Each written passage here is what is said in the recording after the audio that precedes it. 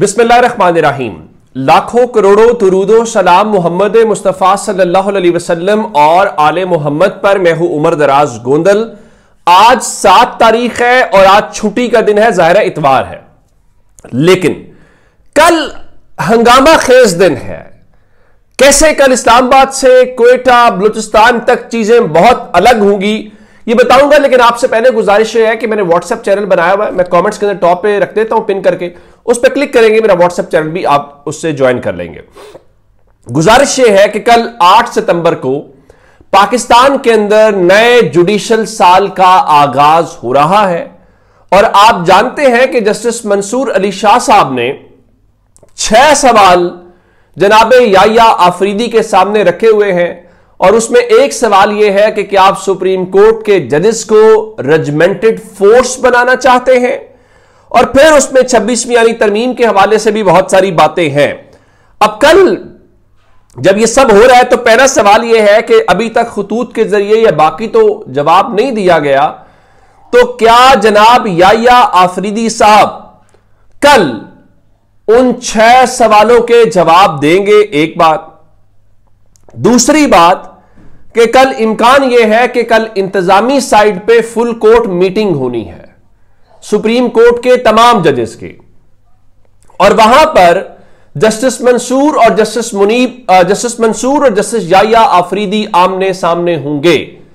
अब क्या जस्टिस मंसूर वहां पर तमाम सवाल तमाम जजेस के सामने उठाएंगे? यह बहुत इंपॉर्टेंट है। और एक बात जो भी मतीउल्लाह जान साहब सामने लेके आए हैं वो ये है, और वो मैं क्यों सवाल उठा रहा हूं, वह उनका हवाला क्यों दे रहा हूं। आईनी बेंच जो बनाया गया था, कहा गया था कि जेर इल्तवा केसेस बहुत हैं, तो आईनी बेंच आएगा तो बहुत सारे मसाइल हल हो जाएंगे। क्या कल जुडिशल साल के आगाज के ऊपर, जब 1 साल होने वाला है तकरीबन इस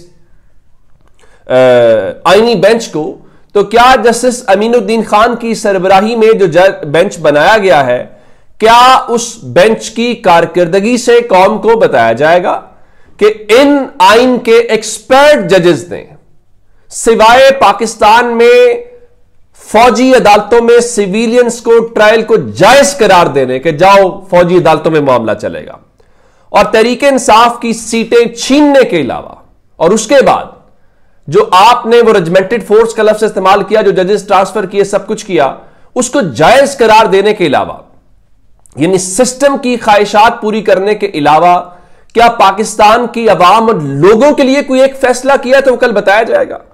अब मैं मतीउल्लाह जान साहब का हवाला देने लगा हूं, जो उन्होंने बताया कि एक फाजिल जज साहब जो है सुप्रीम कोर्ट के, जिनकी भी हालिया तकरीर भी जिसमें उन्होंने कहा कि देखें आईनी बेंच जो है वो पार्लियामेंट की बालादस्ती का खुद सबूत है, तो जनाब जो है 12 जुलाई को वहां पर जाते हैं और 12 जुलाई को उनकी बेटी की ग्रेजुएशन की सेरेमनी थी और वहां वो बतौर वालिद गए हुए थे।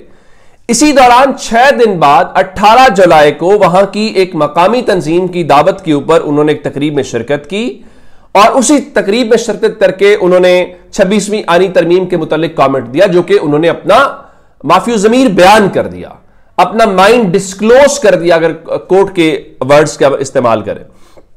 अब इतलात ये भी है कि उनको वहां पे कुछ सख्त या तल्ख सवालात का सामना करना पड़ा। जब आप ज़ाहिर सियासी मामले पे कमेंट करेंगे तो यही होगा, और फिर पाकिस्तान तो है नहीं था कि यहां तौहीन अदालत लगा ली जाती या फिर जो होता है पाकिस्तान में सवाल करने पे वो हो जाता। वो बैरून मुल्क था और वहां पे होना था, तो अब लंदन था वो। अच्छा, फिर अब वो 12 जुलाई को जाते हैं और 18 जुलाई को वो वहां खिताब करते हैं। 18 जुलाई के बाद जो है 18 अगस्त और 18 सितंबर, अब तकरीबन 1.5 महीने के बाद सुप्रीम कोर्ट को क्या जरूरत पड़ी उसके ऊपर 3 सितंबर को एलामिया जारी करने की? कोई रेलिवेंस थी? आया इन जजेस के जो खतूत हैं इस चीज को लेकर सारी बातें थी।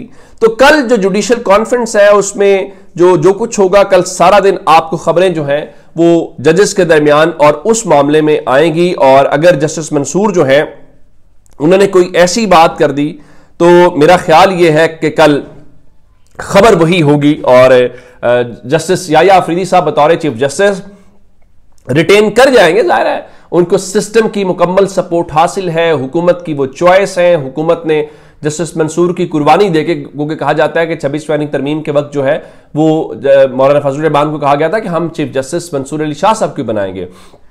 پھر بلاول زرداری نے ایک انٹرویو میں کہا تھا کہ مجھے یہ یقین نہیں ہے کہ جسٹس منصور دیگر ججز کو کنٹرول کر پائیں گے. تو کیا جسٹس یحییٰ آفریدی صاحب کی ایک ذمہ داری ججز کو کنٹرول کرنا بھی تھا؟ کیا وہ اس میں پورے ہوئے؟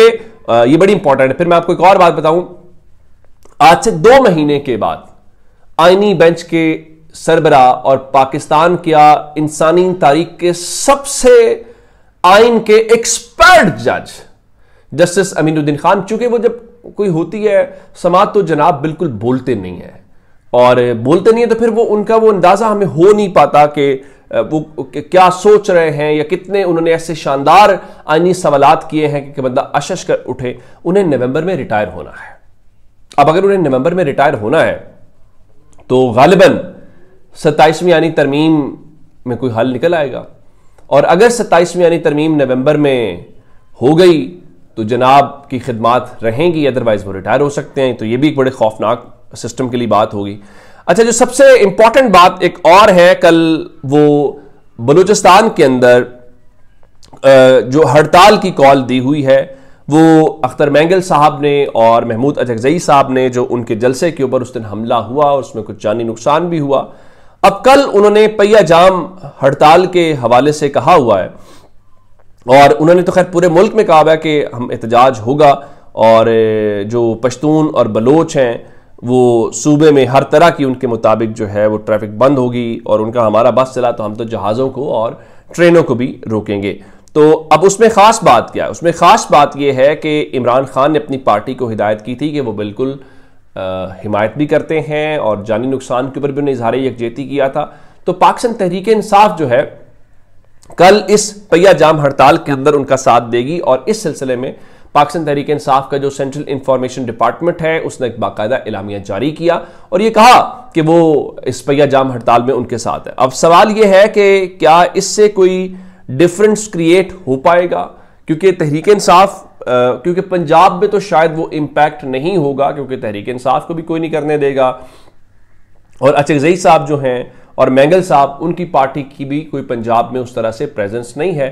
ان کی ایک پریزنس تو ہے خیبر پختونخوا کے اندر اچکزئی صاحب کی، تو وہاں پر خیبر پختونخوا کی حکومت ہے تو وہ تو خبر نہیں ہوگی. خبر کل پورے بلوچستان سے ہوگی کہ کیا کوئٹہ سمیت دیگر جگہوں کے اوپر جو عوامی نیشنل پارٹی مینگل گروپ ہے، بی این پی جو ہے، وہ بلوچستان نیشنل پارٹی جو ہے مینگل گروپ، وہ کیا کرتی ہے، پھر جو پشتونخوا ملی عوامی پارٹی ہے اچکزئی صاحب کی، وہ کیا کرتی ہے، اور کیا کل کوئی ایسا اوورال امپیکٹ کریٹ کر پاتے ہیں جس کی بنیاد کے اوپر کہا جائے کہ جی بالکل دیکھیں احتجاج ہوا ہے اور بہت مؤثر احتجاج ہوا ہے. اب میڈیا میں تو اتنی کوریج نہیں ہوگی. دیکھیں میڈیا تو بلوچستان کو لے کے اور صرف لاہور سینٹرک ہوتا ہے. میں نے آج صبح دن 10-11 بجے کی فوٹیج شیئر کی گجرات آج بھی ڈوبا ہوا ہے بہت سارا شہر جو ہے. تو وہ مزمل اسلم صاحب نے لکھا، جو مشیر ہے خیبر پختونخوا حکومت کے، کہ اس سے 10 سے 15% بھی پانی اگر ہوتا نا پشاور میں، خیبر پختونخوا میں، تو پاکستان کے میڈیا نے آسمان سر پہ اٹھایا ہوتا. تو یہ بات تو ٹھیک ہے. تو بلوچستان میں اس طرح سے ہمیں میڈیا کے اوپر ڈیبیٹڈ چیزیں تو نظر نہیں آئے گی، لیکن سوشل میڈیا کا دور ہے، سوشل میڈیا پہ چیزیں بھی آئے گی، امپیکٹ بھی آئے گا، اور خبر بھی بنے گی. تو کل آپ اس کو روک نہیں سکتے خبر کو. خبر تو ظاہر ہے وہ باہر آ ہی جاتی ہے. تو یہ اب تک کے اپڈیٹس ہیں. اپنا بہت سارا خیال رکھیے گا. خدا حافظ.